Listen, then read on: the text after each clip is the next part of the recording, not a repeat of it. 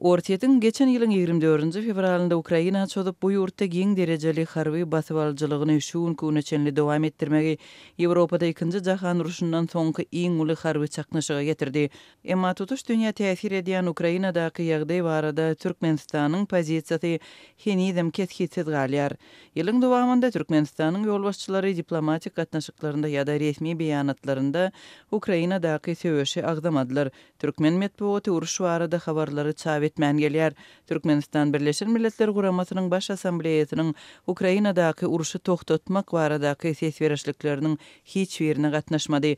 Ne 2022-nji ýylyň 24-nji martynda, ne de 2023-nji ýylyň 23-nji fevralynda ses berdi. Birleşen Milletler Guramasynyň baş assambleýasynyň penşenbe günkü ses berişliginde Ortiýede Ukrainadaky söwüşleri toktatmagy we ol ýerden goşun çykarmagy çagyrýan rezolýusiýanyň proýekti boýunça ses berildi.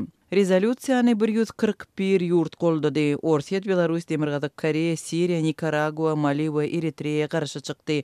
Beýleki 32 ýurt saklandy. Olaryň arasynda Ermenistan, Gazakystan, Täjikistan, Hytaý, Eýran we Hindistan bar.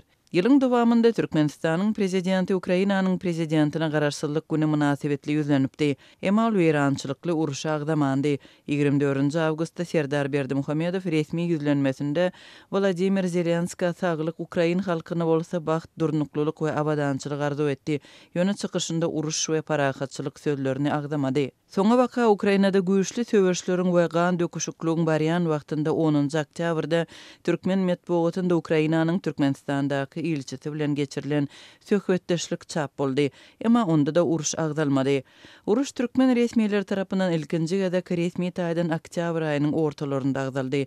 Türkmenistanyň Ukrainadaky elçixanasynyň web sahypasynda Türkmen raýatlaryna Ukrainany terk etmegi maslahat berýän bildiriş çap boldy. Ukrainanyň çäginde dowam edýän harby ýagdaý bilen baglylykda şeýle-de onuň tutuş territoriýasynda güýçlenýän raketa hüjümleriniň howpy sebäpli Türkmenistanyň Ukrainadaky elçixanasy häzirki wagtda Ukrainanyň çäginde ýerleşýän we daşary ýurtdan Ukraina sapar etmekçi bolýan türkmen raýatlarynyň ählisine ýüzlenýär diýilip 16-njy oktýabrda çap edilen resmi bildirişde aýdyldy. Türkmenistanyň raýatlaryna şahsy howpsuzlygyny öpçün etmek üçin goňşy ýurtlaryň üstü bilen Ukrainany terk etmek şeýle-de ýurdun territoriýasynda harby düzgün ýatyrylýança Ukraina barmakdan saklanmak maslahat berildi. Şondan bäri Türkmenistanda Ukrainadaky söwüşler barada şuun küne çenli Ortiýetin bu ýurda ýaragly çözmagynyň ýyl dönüminde hem dymylýar. Geçen ýylyň 1-nji we 2-nji martynda Birleşen Ştatlar we Türkmenistan ýyllyk iki taraply siýasy konsultasiýalaryny geçiripdir. Şonda Birleşen Ştatlaryň delegasiýasy Rus agressiýasyny ýazgarmagyň we Ukraina halky bilen raýdaşlygy mälim etmegiň möhümdigini nyktapdy. Ondan öň 28-nji fevralda Birleşen Ştatlaryň döwlet sekretary Antony Blinken Merkezi Aziýa ýurtlarynyň daşary işler ministrleri bilen duşuk geçiripdi. Emma Türkmenistan şol duşo hem gatnaşmandy. Şonda Merkezi Aziýa boýunça bilermen Bruce Panyer Türkmenistanyň Ukrainadaky ýagdaý barada dymmagyny Ortiýetiň edýän basyşy bilen düşündiripdi. Ýatlasak Ortiýetiň Ukraina çözmagynyň öň ýany 22-nji fevralda Türkmenistanyň daşary işler ministri Reşit Meredow Rus tarapynyň çakylygy boýunça Moskwa barypdy we beýleki meseleler bilen birlikde sebit howpsuzlygyny aralyp maslahatlaşypdy. Şonda Moskwadaky duşuklaryň netijesinde geljek 3 ýylda iki ýurduň arasynda howpsuzlyk boýunça ýol kartasy kabul edilipdi.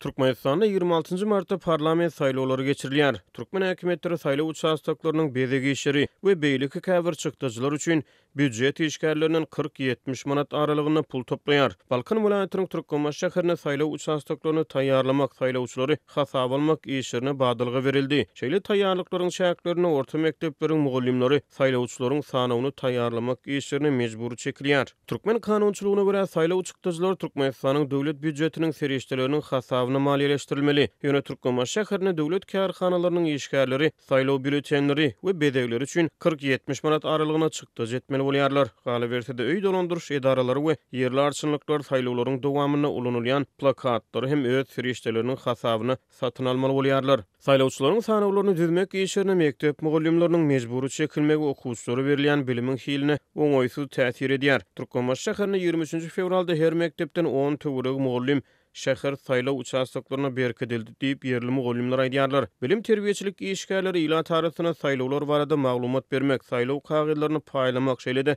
saýlaw plakatlaryny asmak işlerini çekilýärler. Taýýarlyk işlerine gatnaşan mugallimler wagtdaýyn sapak okutmakdan boşadylýarlar. Ýöne geň ýeri saýlawlary taýýarlyk işlerini mejburi çekilýän mugallimleriň okutmaly sapaklary beýleki mugallimlere bölünip berilýär. Bir mugallim hime sapagyndan bilim berýär.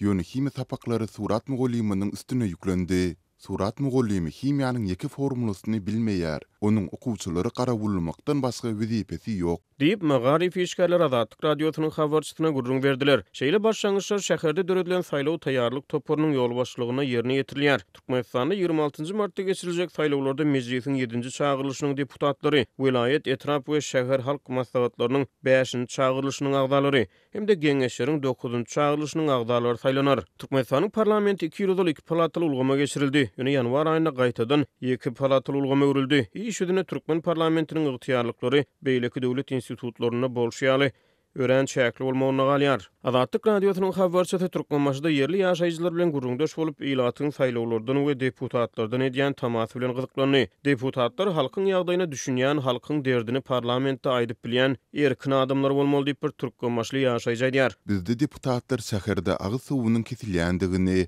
az karitlarynyň gymmatlaýandygyny, işsizligi, dilekçileriň öýsüz adamlaryň köpelmegini ýa-da bular nädip ýok etmelidigini aýdyp görsünler.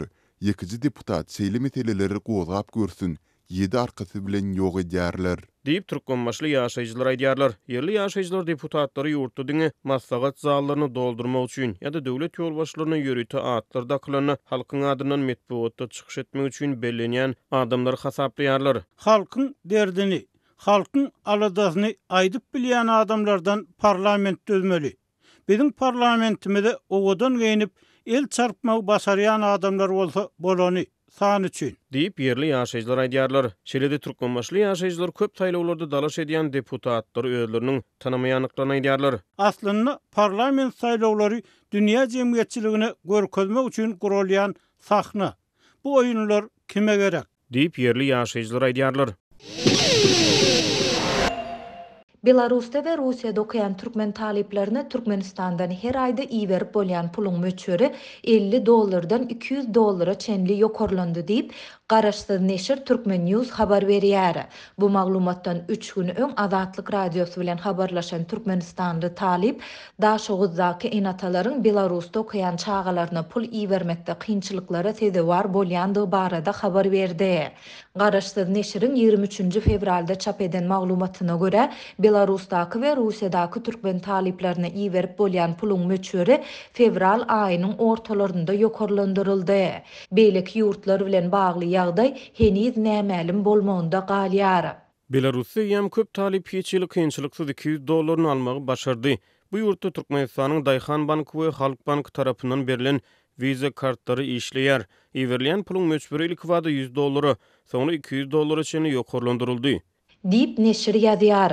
2016-njy ýylyň başynda Türkmenistanda dollaryň resmi söwdasy berk çäklendirildi. Bu çäklendirmeler ýurtda valutanyň gara bazarynyn emeli gelmegine getirdi.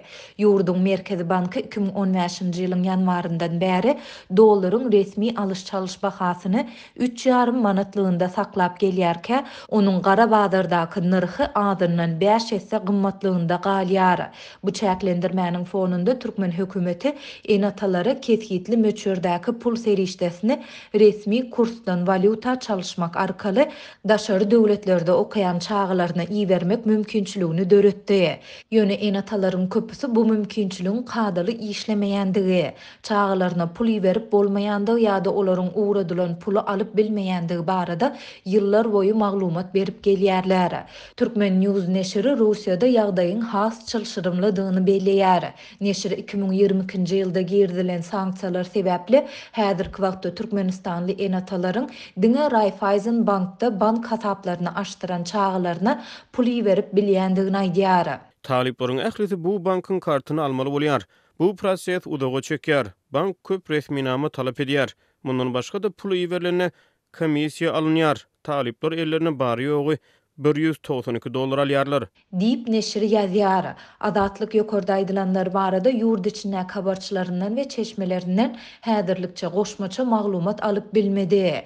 Ýöne bu maglumatdan 3 gün öň 20 fevralda Adatlyk bilen habarlaşan Türkmenistanly talip Daşowuzdaky enatalaryň Belarusda okaýan çağalaryna pul iýermekde kynçylyklara sezewar bolýandygyny habar berdi. Gowada etrafyndaky enatalarymyz viza kartymyza pul geçirip bilmän kösenýärler.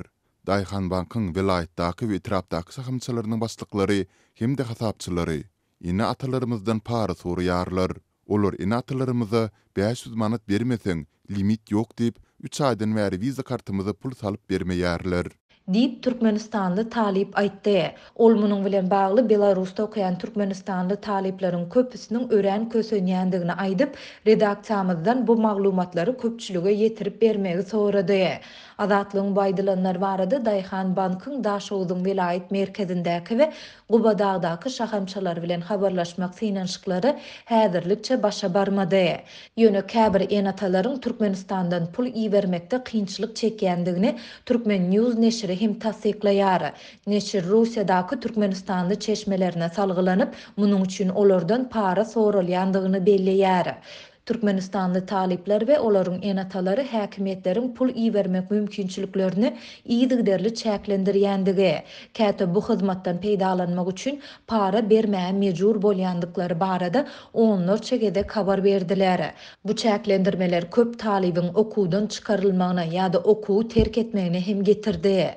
Türkmenistanlılar esasan Russiýa, Belarus, Türkiýe ýaly döwletlerde ýokary bilim almagy ýykgyn edýärler. Russiýanyň esassız Ukraina çözmeginiň ozal türkmen talipler üçin Ukrainadaky ýokary okuw jaýlary hem esasy ugurlaryň biri bolup durýardy.